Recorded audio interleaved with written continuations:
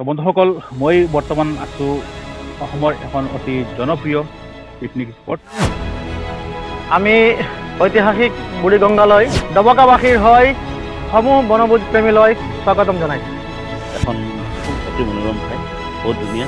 সকলো অসমবাসীক আমি অনুৰোধ জনাইছোঁ আপোনালোক ডবকাৰ ঐতিহাসিক বুঢ়ীগঙ্গালৈ আহক। বন্ধুসকল অসমৰ বিভিন্ন প্ৰান্তৰ পৰা প্ৰতি বছৰ হাজাৰ হাজাৰ মানুহ এই ঠাইখনলৈ আহে, যিখন ঠাই বৰ্তমান মই আপোনালোকক দেখুৱাইছোঁ।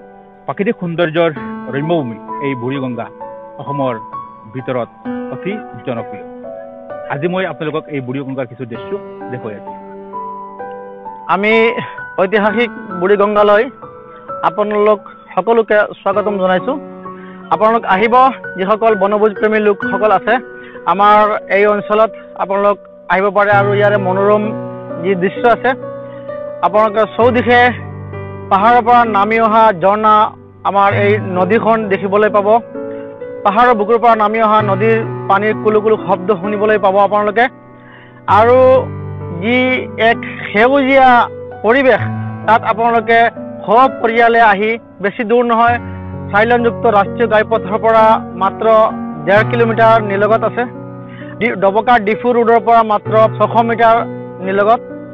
অতি নিৰাপদ। আপোনালোকে দিনৰ ভাগত আহক, সন্ধিয়ালৈকে আহক বা ৰাতিপুৱা আহক, যিকোনো সময়ত আহিব পাৰে। আমি ডবকাবাসীৰ হৈ সমূহ বনভোজ প্ৰেমীলৈ স্বাগতম জনাইছোঁ। এখন খুব অতি মনোৰম ঠাই, বহুত ধুনীয়া। নদীৰ কুলু কুলু সোঁতেৰে বৈ আহিছে এখন নৈ, আৰু সেই সোঁতৰ বিভিন্ন ধৰণৰ সুৰ, হয়তো সুৰাকাৰ থাকিলে বিভিন্ন সুৰৰ সৃষ্টি হ'ব।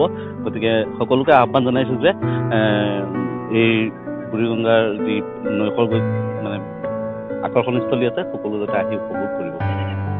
সময় হৈছে আচলতে পুৰণিক বিদায় দি নতুনক আদৰাৰ, আৰু ইতিমধ্যে সমাপ্ত হোৱাৰ দিশে 2020, আৰু নতুন বৰ্ষ আদৰাৰ বাবে ইতিমধ্যে সকলোৱে প্ৰস্তুতি চলাইছে। আৰু আমাৰ ডবকাৰ এইখন যিখন ঠাই বুঢ়ীগঙ্গা, এই বুঢ়ীগঙ্গা যথেষ্ট সুন্দৰ এখন ঠাই, নৈসৰ্গিক ঠাই।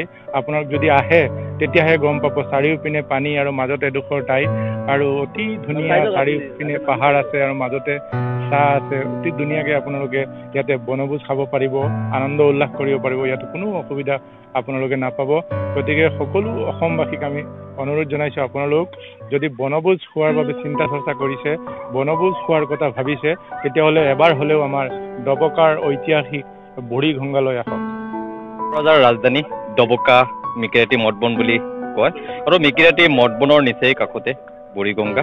আৰু বুঢ়ীগঙ্গাৰ নৈৰ পাৰত আমি আজি বছৰটোৰ শেষৰ ৰবিবাৰত আমি একেলগে ডবকা লাইভৰ এক বিশেষ অনুষ্ঠানত একেলগে লগে ভাগে খালোঁ। আৰু আপোনালোকে আহক, এই মনোৰম দৃশ্য উপভোগ কৰক, আৰু নতুন বছৰৰ শুভেচ্ছা আপোনালোকলৈ থাকিল, আৰু ইয়াত সুন্দৰ পৰিৱেশ উপভোগ কৰক। বছৰৰ অন্তত এটা দিন প্ৰকৃতিৰ সৈতে মিলি কটোৱাৰ বাবে অসমৰ বিভিন্ন প্ৰান্তৰ পৰা বিভিন্ন মানুহ প্ৰত্যেক বছৰ এই বুঢ়ীগঙ্গাৰ মাজলৈ আহে। আৰু বুঢ়ীগঙ্গা এনে এখন ঠাই, যিখন ঠাই প্ৰাকৃতিয়ে ইমান সুন্দৰভাৱে সৃষ্টি কৰিছে। প্ৰাকৃতিক সৌন্দৰ্যৰ ৰম্যভূমি এই বুঢ়ীগঙ্গা অসমৰ ভিতৰত অতি জনপ্ৰিয়।